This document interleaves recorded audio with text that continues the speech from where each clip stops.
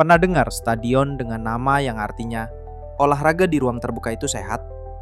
Yap, itu bukan slogan kampanye kesehatan, tapi nama asli dari salah satu stadion tertua di Indonesia, Stadion Sidolik.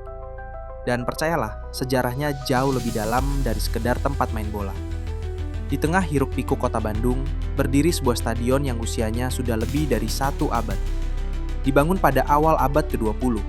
Stadion ini awalnya bernama Sport in the Open Lucht is Gezond, bahasa Belanda yang berarti olahraga di ruang terbuka itu sehat.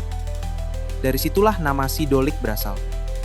Tapi di balik nama yang terdengar santai itu, tersimpan cerita perjuangan, ketidakadilan, dan akhirnya kebangkitan.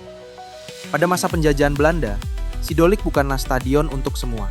Ia hanya diperuntukkan bagi klub-klub sepak bola Belanda seperti VBBO, sementara masyarakat pribumi hanya bisa menonton dari luar pagar.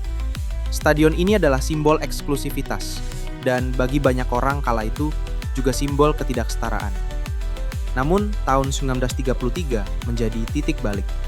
Persib Bandung lahir, dan sejak itu, perjuangan untuk bisa menggunakan Sidolik menjadi semacam perlawanan, tanpa kekerasan tapi penuh semangat.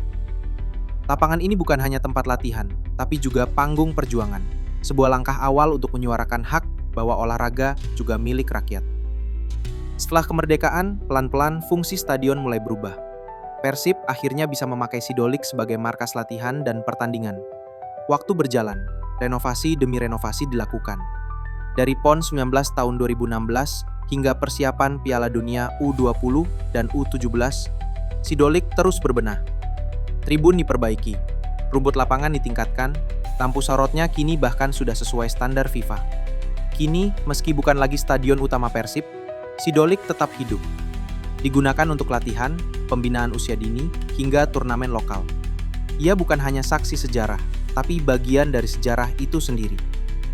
Karena Sidolik bukan sekedar tempat untuk menendang bola, ia adalah monumen hidup, tempat di mana semangat, perjuangan, dan olahraga bertemu.